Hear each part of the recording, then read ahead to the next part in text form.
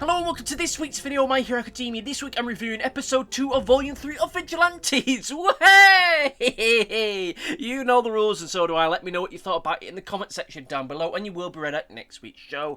And be sure to support your local small content creator today by liking, favouriting, subscribing, clicking the bell, rating 5 stars, whatever the hell YouTube's doing at the time you're watching this video. Be sure to support your local small content creator today. It will do them a power of good. It always does me a power of good. And a big thank you to everyone who has been liking and subscribing on the past few videos or so. We're still marching towards 95 subscribers, though it will be great to get to 100 by the end of the year. Now with all that said, don't let us get into the positives as we start out one of our reviews and get into the headlines for this week. I should feel that I should have like a little bit of a jingle thing before we get into the headlines, but hey ho, we continue on. This was a light, bright and fun little episode with some very funny moments within and a fine follow-on from last week's episode.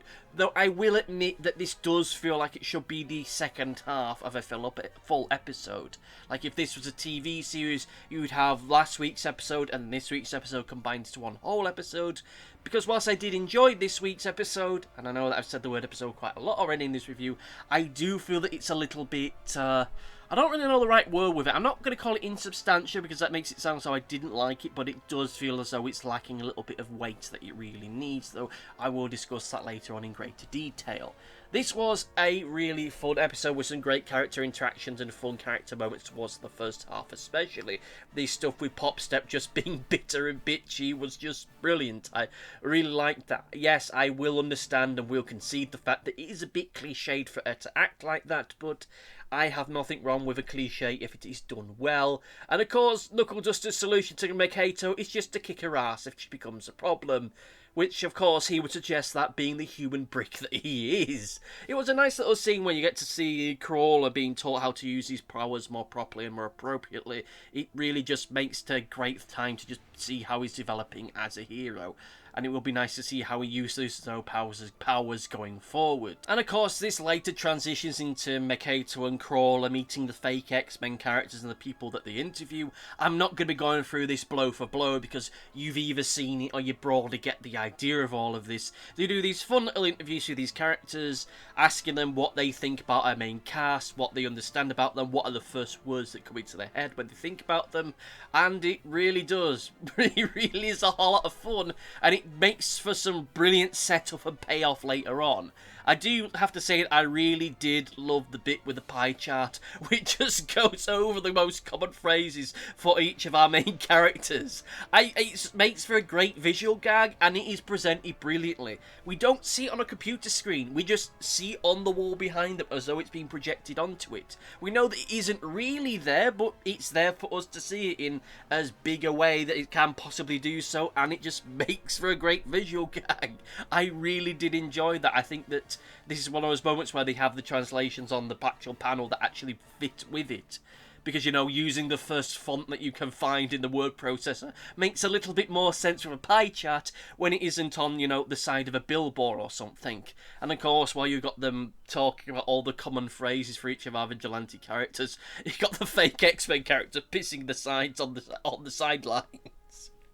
Of course, this week we get a little bit more of a history of Quirk's thing. I will admit that it's a far smaller slice, though I do think it's a little bit more consequential than what we got last week, because this week it explains how the hero licenses, it explains the way in which the hero licenses were originally dished out in Rhode Island / the USA, with it being a matter of the most popular vigilantes were the ones who ended up being licensed as heroes, and those who weren't popular were forced to be vigilantes, or rather they were forced to give up being a hero or be noted as a villain / vigilante.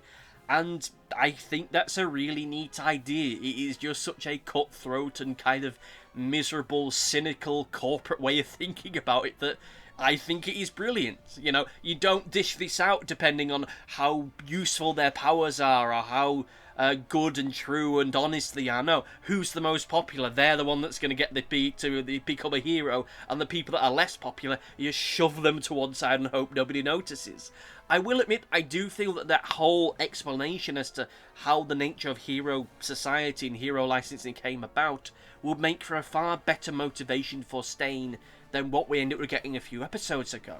Because if he had learnt that the entire basis of hero culture is based literally on a popularity contest, more so than it's based upon the capability or values of a potential hero, it would make sense for him to act the way that he does. Even if I might disagree with how he acts and his point of view and all of it, it would make a lot more sense. Because now that you know that the reason why hero culture has this flavour of celebrity culture isn't because it's a symptom of hero culture, it's because hero culture is based around celebrity culture. It's based around being seen, it's based around the clicks and the views and the likes and the subscribes and the Twitter impressions and all that kind of stuff. It's not based upon who they are as people, it's based on how much of a household name that they are. And it has been that way since the very beginning of the WoW licensing system.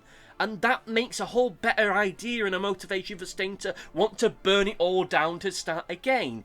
Even if he seems more interested in the whole burning down part, more so than the starting again point. But again, it makes a lot more sense that he'd actually think his entire philosophy was based around this. That the reason why he believes that Hero Society needs to be burnt down is because it is just a popularity contest. And that there's heroes out there who are just popular and successful but aren't really nice people. That makes sense. I think it's very labouring the point, and I do feel that a character that is introduced in the next chapter or the next episode does kind of set up for a very laboured connection to all of that.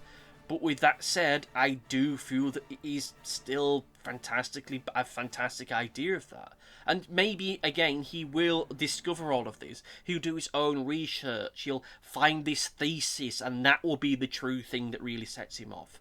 Though I will admit that I feel that that should have been the case from the start. Because if he learns about this later on, if Makato's thesis leaks or becomes more widely known, or she gets kidnapped for him and explains it all, or whatever, it will feel like it's retconning in a sense. Because you've gone from the point of him, his entire philosophy being based around a misunderstanding, to actually being based on something substantial, and at that point it kind of feels like, oh, maybe we shouldn't have based this character's entire life philosophy over what he heard after being punched really, really hard on the schnoz. But hey-ho, we'll see how all that goes later on. I will say that the twist with Makato's Quirk not working on Crawler is honestly kind of genius. I will admit that in the previous episode review that I did talk about how I wasn't keen on the whole thing of her Quirk being revealed in the behind-the-scenes stuff, because if you were to read this as a first-run feature, so to speak, you wouldn't have that information ahead of time. So when you see her with the whole, her Quirk is a truth-telling Quirk, it's a lie detector Quirk, you think, oh crap, here we go. And you know what, I will be honest, I think that it's kind of genius, and how it all played out was just brilliantly. Because at first, I didn't notice that she had said Crawler instead of Crawler.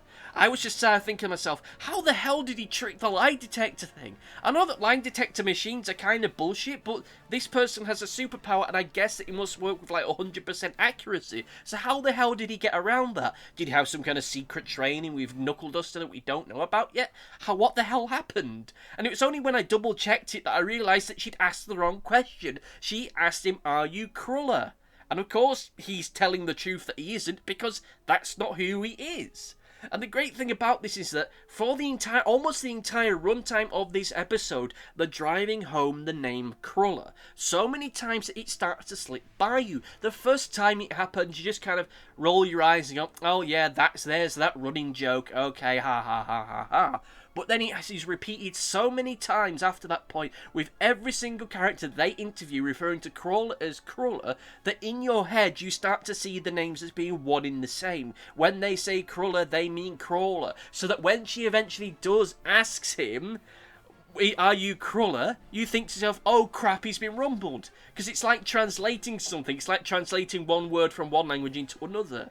You see that word and you think, oh, that's what that means in English. Oh, that's what that means. You see the word Cruller and you think that actually means Crawler. So that when she asks the question, are you Cruller, you think, oh shit, he's in for it now. Only, of course, she realises that he isn't. Because he isn't. Because she got the question wrong. Granted, this might be a dyslexic flub on my part, but I just think this is kind of genius. Still, you know, it is just a lot of great fun, and I just like the whole idea of the setup and the payoff of it on the... and the sudden, like, the double take that you have to do when she asks the question, because there's a part of you just thinks, oh crap, are we really going there that quickly? Oh no! But then it doesn't, and things kind of seem to turn out alright for the end. We'll see how the whole relationship between them develops as the series goes on. But with that said, let us get into the negatives, because, you know, we have to balance with all these kind of things. And I have to say that I don't have many negatives for this particular episode without going full on into nitpicks, which I don't think is beneficial to anybody, really, when it gets to that point. Though I will say, to echo what I said towards the start of this review, that this episode feels a bit too much like a second half to me, rather than an episode within its own right. It's still good, but it lacks the presentation that other episodes have. I don't really know how to best express it. It feels as though, like I say, it is the second half of an episode. Like last week was the first half, this week is the second half of it. There's just something that's kind of missing from it to take it up to the next level. I don't think it needed an action sequence. I don't think it needed a fight sequence. I just think that there needed to be a couple of things padded out to give it that fuller kind of presentation to it. But, you know, now we're starting to get into the territory of me talking about what I would have done, which I don't think is beneficial to anybody. I think it's less beneficial to just be sat here nitpicking. But then, like I say, I think that it's a good episode within its own right, but it needed something else, a certain je ne sais quoi that just sadly isn't quite there. So now we get into the overview, and I have to say that it was a great episode and gave me almost everything that I could have wanted for a scenario like this. I think that the whole sequence where Makato and Crawler are going out doing the interviews is a lot of fun. There's a part of me that can't help but think that maybe that should have been padded out a little bit more, could have been done a little bit more well with that to kind of make the episode feel a bit fuller, but this is a different show, it's a different folks thing. I like the interactions towards the start of the episode, but as a whole entity, it's good, it's solid, even if it feels a little bit insubstantial for what it should be. There's a part of me just now that's thinking, oh my god, is someone going to call this episode a filler episode? If it ever gets an anime, oh, this is the filler episode, because the guys aren't punching guys. Oh, no! No. God, hopefully that isn't the case. Oh god, I hope that isn't the case. But anyway, with all that said and done, let us get into Comment Corner! Now it's time for Comment Corner, and once again we have Big X1 who says, the spoiler thing in the volume didn't bother me too much, as I think it adds an extra layer of complication for her relation with Koichi. And thank you for your comment, and yeah, I will admit this is going to be a different show. Again, I hate to say the word again, a different show to a different folks kind of thing. I can understand the argument. I think that, especially this week, they didn't pull it off quite as much as I was worried they were going to, so it's a little bit more forgivable, but I still think it was a silly thing to do. Like, the behind the scenes, that particular behind the scenes bit should have been pushed back to last week, or rather the end of this one, because at least then it would have made a little bit more sense. I just don't think it was a wise thing to do, and I think it does take the whole moment out of the whole episode when you discover that she has a truth-telling quirk. Because then it would have had the double barrel thing of, oh god, she has a truth-telling quirk, and oh god, she's just got his name right. Oh wait, no, she hasn't. Oh, ha ha ha, that's a funny subversion, but hey ho, diddly do, I can see the argument in the other direction. But what about you, dear listener? Let me know what you thought about this episode of My Hero Academia Vigilantes in the comment section down below. Did you love it? Did you hate it? But just let me know, and let me know, and let me know. No. Don't really have anything else more to say, so I'll just say thank you all for listening, and see you next time. Goodbye! Thanks for watching. Be sure to like, favourite, subscribe, click the bell, and do all the YouTubey stuff that YouTube wants you to do. Go on, it'll do me a power of good. Until next time, my friends, goodbye!